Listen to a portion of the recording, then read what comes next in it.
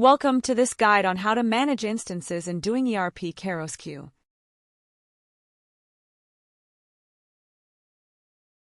Let's get started. Step 1. Login. First, log into the KairosQ application. Enter your username and password. Once you are logged in, you will be directed to the dashboard. Step 2. Navigate to the Instance Management section. From the dashboard, locate the Instance option in the main menu. Click on it. This will take you to the Instance Management page. Step 3. Add or update instance details.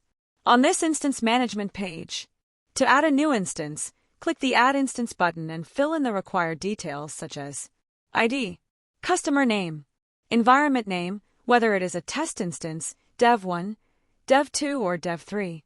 Provide the instance URL, username, and required password. After entering all the credentials, click on the Add button. The instance will be added. To edit an existing instance, click on the Edit button.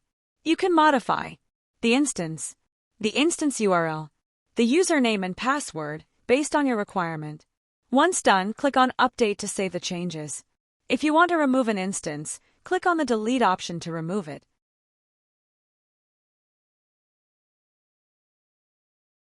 Once you have made all the changes, you can view the updated instance under the Customer tab. Navigate to the Customer tab. If you click on the customer name, you will see the Day 1 instance. Currently, we have only the Day 1 instance. Thank you for watching.